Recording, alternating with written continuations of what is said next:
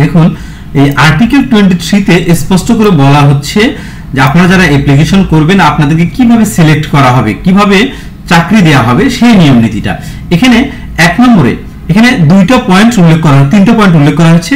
এক নম্বরে হচ্ছে 2006 সালের বিধিমালা এবং 2015 এর 10 এর বিধি, যে বিষয়টি আমি প্রথমে বলেছি, এইটা হচ্ছে একটা রুলস।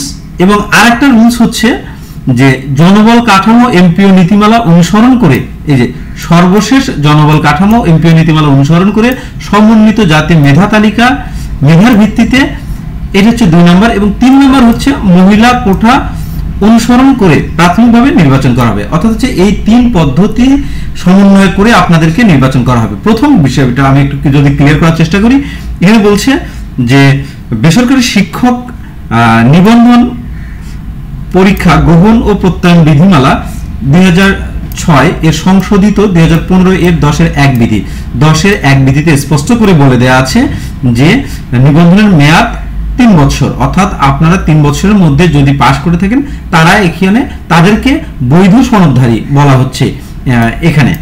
এবং 2 নম্বরে এখানে বলা হচ্ছে সর্বশেষ জনবল কাঠামো এমপিও নীতিমালা অনুসরণ করে জাতীয় মেধা তালিকা। অর্থাৎ হচ্ছে স্বাভাবিক যে রুলসগুলো সেই রুলসগুলো মেইনটেইন করা হবে এখানে। এবং 3 নম্বর বলা হচ্ছে মহিলা কোঠা প্রযোজ্য, অর্থাৎ মহিলা কোঠা অনুসরণ করে প্রাথমিকভাবে নির্বাচন করা হবে। এই 3টা পদ্ধতি অনুসরণ করে আপনাদের নির্বাচন করা হবে। এর পরের কথা বলা হচ্ছে যে নির্বাচিত প্রার্থীর প্রাক নিয়োগ জীবন বৃত্তান্ত যাচাইয়ের জন্য, অর্থাৎ আপনাকে নিয়োগ করার পূর্বেই আপনাকে নির্বাচন করা হলো, দেন আপনার পুলিশ ভেরিফিকেশন করা হবে। পুলিশ ভেরিফিকেশন যদি আপনার পজিটিভ হয় দেন আপনাকে চূড়ান্তভাবে নিয়োগ করা হবে। এবং চূড়ান্তভাবে নিয়োগের জন্য আপনাকেও মেসেজ করা হবে এনটিআরসি এর পক্ষ থেকে, এবং যে প্রতিষ্ঠানে আপনাকে নিয়োগ করা হচ্ছে সংশ্লিষ্ট প্রতিষ্ঠান প্রধানকেও এসএমএস এর মাধ্যমে অবহিত করা হবে।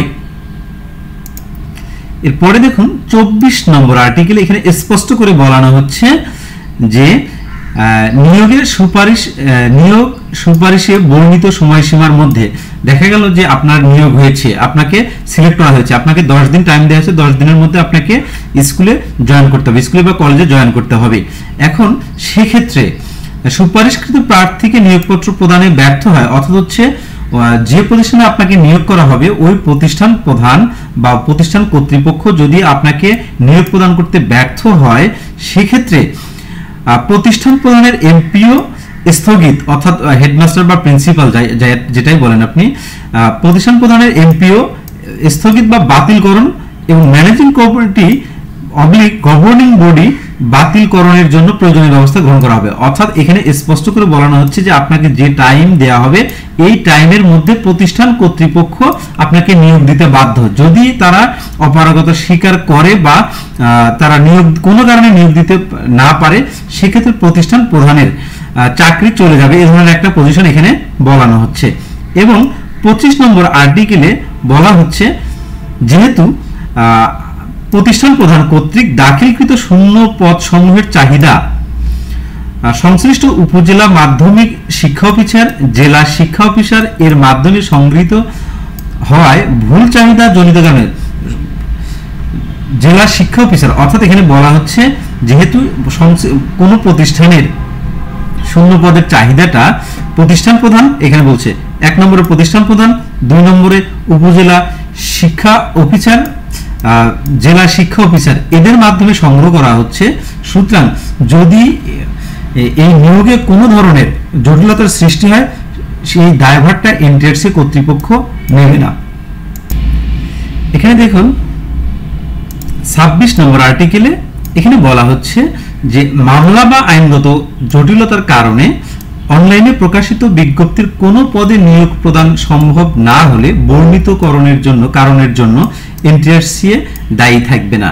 অর্থাৎ এখানে স্পষ্ট করে বলানো হচ্ছে যে ধরুন আপনি ম্যাথমেটিক্সের অ্যাপ্লিকেশন করবেন আর কি, দেখা গেছে যে অন্য কেউ বা তৃতীয় পক্ষ বা থার্ড পার্টি এসে কোনো একটা অহেতুক একটা মামলা প্রদান করলো, মামলা প্রদান করার কারণে আপনার বিপক্ষে একটা মামলা প্রদান করলো, বা এনটিআরসি এর বিপক্ষে যদি একটা মামলা প্রদান করে, যে আদালত যদি এনটিআরসি কে বলে যে আসলে এই পদে নিয়োগ প্রদান করা হবে না মামলার কারণে, এটা সম্পূর্ণ এই মামলা ডিসমিস না হওয়া পর্যন্ত পদটি স্থগিত করে রাখা হলো। এই ধরনের যদি কোনো ঘটনা ঘটে এর জন্য এনটিআরসি কর্তৃপক্ষ কোনোভাবে দায়ী থাকবে না।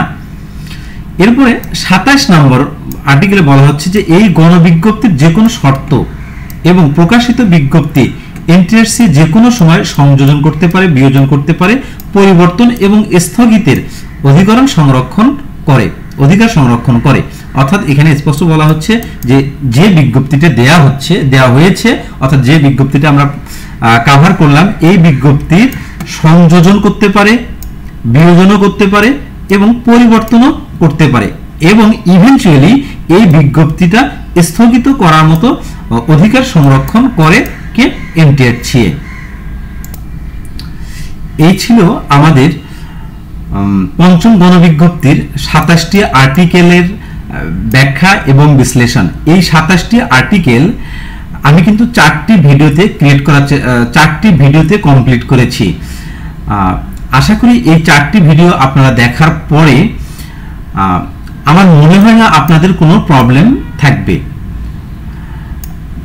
এরপরেও যদি আপনাদের কোনো প্রবলেম মনে হয় যে কোনো বিষয় আপনাদের যদি বুঝতে সমস্যা হয় তাহলে অবশ্যই আপনারা আমার এই ভিডিওর কমেন্ট বক্সে কমেন্ট করবেন, আমি যত দ্রুত সম্ভব অ্যান্সার করার চেষ্টা করব।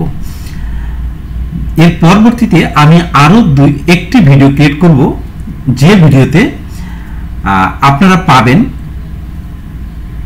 এনটিআরসি এর অ্যাপ্লিকেশন করার সময় কোন বিষয়গুলো অবশ্যই পালন করতে হবে এবং কোন বিষয়গুলো অবশ্যই বর্জন করতে হবে এই সম্পর্কিত একটি ভিডিও ক্রিয়েট করার চেষ্টা করব।